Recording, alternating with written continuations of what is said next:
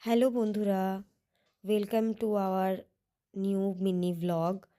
আজকে আমরা গেছিলাম সুন্দরবন।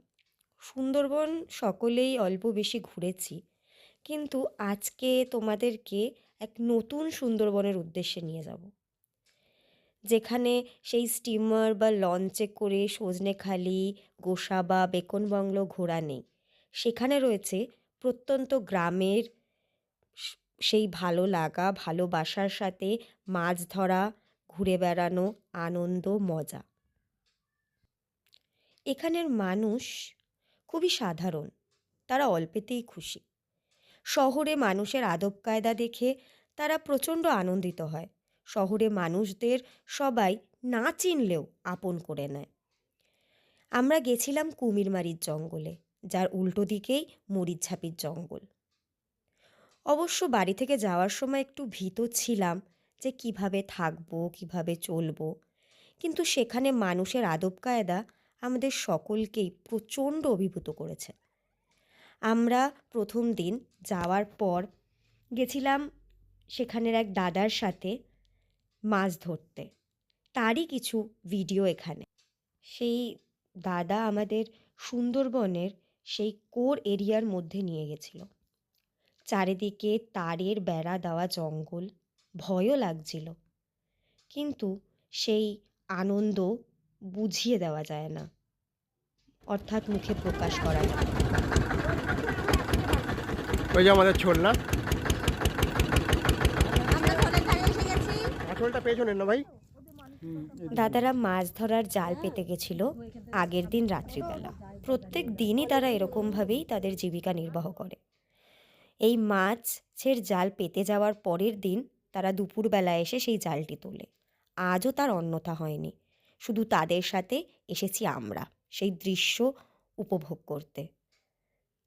মাছের জাল তোলা হয়ে গেছে।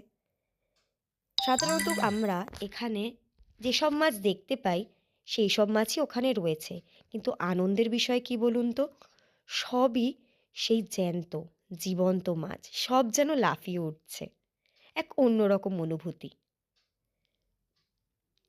এই দেখুন জেলিফিশ, এগুলো আমরা সাধারণত দেখতে পারি, কিন্তু ছুঁয়ে দেখার যে আনন্দ, সেটা সেই সুন্দরবনের সেই জায়গায় না গেলে হয়তো পেতামই না কোনোদিন।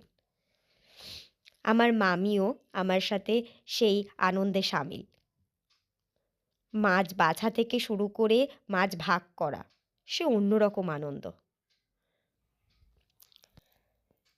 লোটে মাছ জ্যান্ত, ছোট চিংড়ি মাছ, তাও আবার কিনা জ্যান্ত। কতই না মাছ, সীতাপাটি মাছ, খয়রা মাছ, কত ছোট ছোট মাছ, কি আনন্দ। দাদা দিদিদের কাছে শুনলাম তারা প্রত্যেক দিন বিকেল 6টায় তাদের রাতের খাবার নিয়ে চলে আসে। সারা রাত ওখানে জাল পাতে, একবার জাল তোলে, আবার জাল পেতে চলে যায় তারা ভোরবেলা বাড়ি। পুরো জ্যান্ত লোটে। হ্যাঁ, ওই চিংড়িটা ঘেটে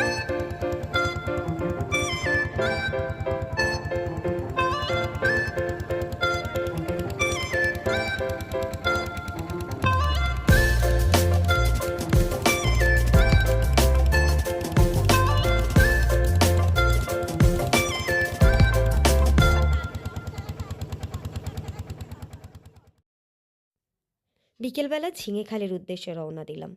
এর মধ্যে নতুন বন্ধুর সাথে দেখা। দেখি নদীতে ডলফিন ভাসছে, ভাল লাগলো। এই হলো ঝিঙেখালি টাইগার রিজার্ভ ফরেস্ট। নতুন করেছে, বেশি দিন হয়নি শুনলাম। চারিদিকে তারের বেড়া দেওয়া ঘেরা, অনেকটা চিড়িয়াখানারই মতো, কিন্তু বিষয়টা একটু উল্টো। এখানে আমরা খাঁচার মধ্যে আর তারা বাইরে। এটাই একটু অদ্ভুত, কিন্তু বেশ ভালো লাগলো বিষয়টা। এখানে যে গভীর জঙ্গলে যে সকল প্রাণীরা থাকে অসুস্থ অবস্থায়, তাদেরকে এখানে রেখে শুশ্রূষা করা হয়। ওই দেখুন হরিণ, কতটা দেখাতে পারলাম জানি না, কিন্তু নিজের চোখে সত্যিই দেখে খুব আনন্দিত। ওই যে দেখুন, দেখতে কি পাচ্ছেন? ক্যামেরাবন্দি করার চেষ্টা করেছিলাম, কতটা হয়েছে সেটা বলতে পারছি না।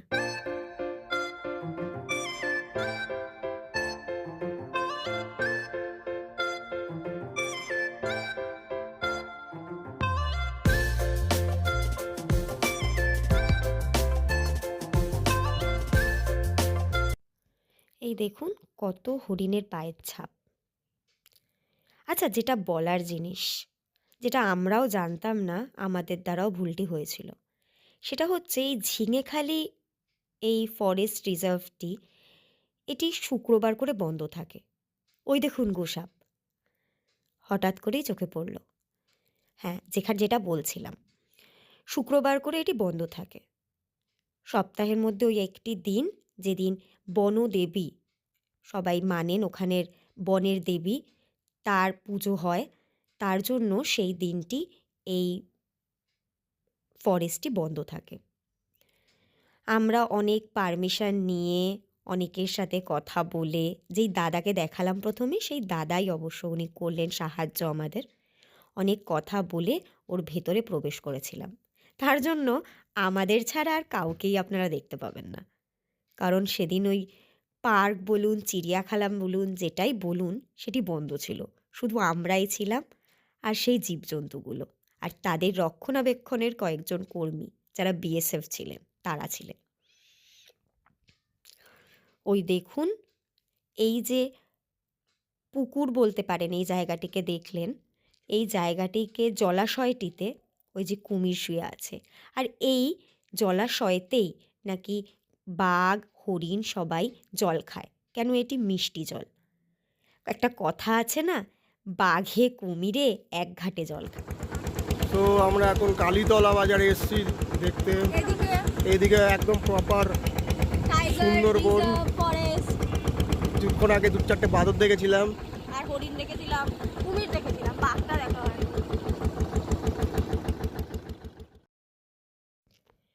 ঘোরার পর এবার বিদায়ের পালা। ভিডিওটি ভালো লাগলে লাইক করবেন, শেয়ার করবেন অ্যান্ড সাবস্ক্রাইব করতে ভুলবেন না। এবং আপনারাও পারলে ঘুরে আসবেন নতুন এই সুন্দরবনের উদ্দেশ্যে।